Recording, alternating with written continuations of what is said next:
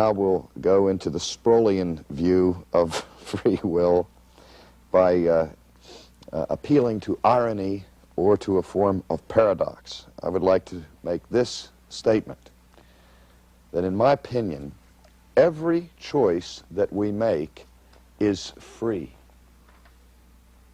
and every choice that we make is determined.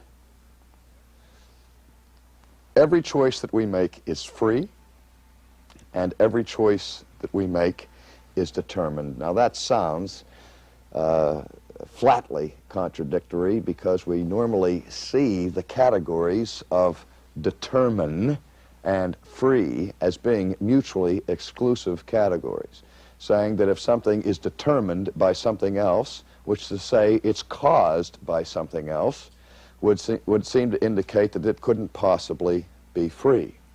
But what I'm speaking here, of what I'm speaking, is not determinism.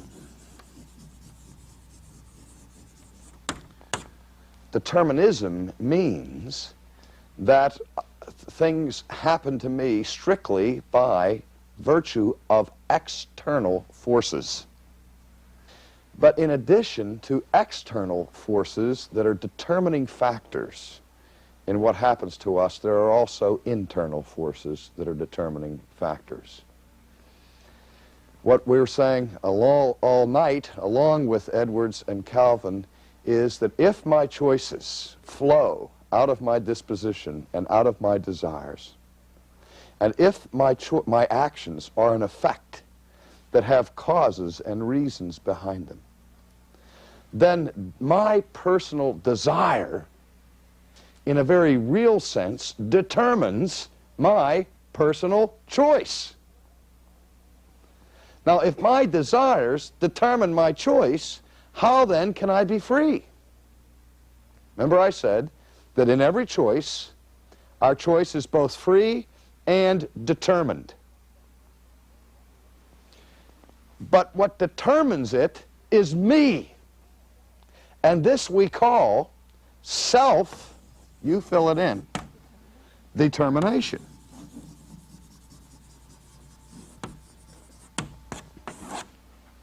Self-determination, which is not the denial of freedom, but is the essence of freedom, for the self to be able to determine its own choices is what free will is all about.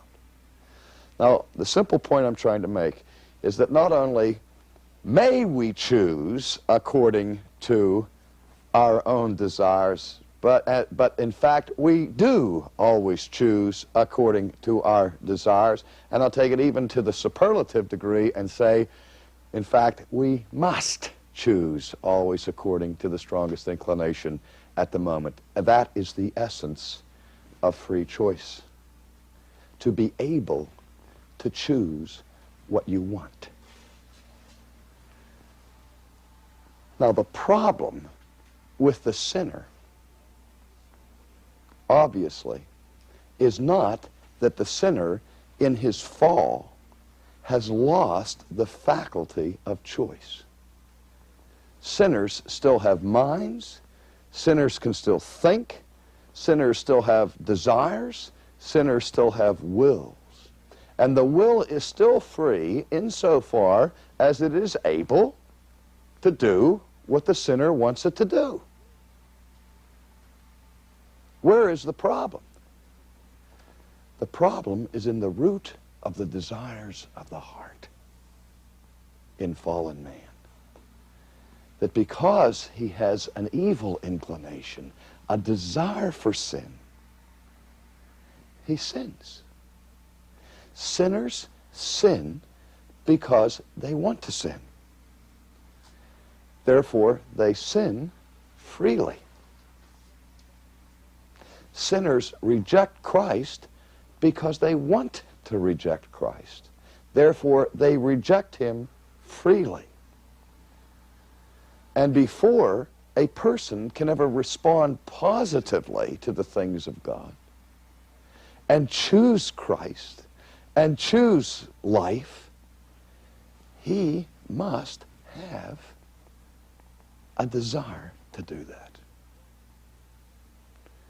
Now the question is, does fallen man retain any desire in his heart for God, for the things of God? Quickly,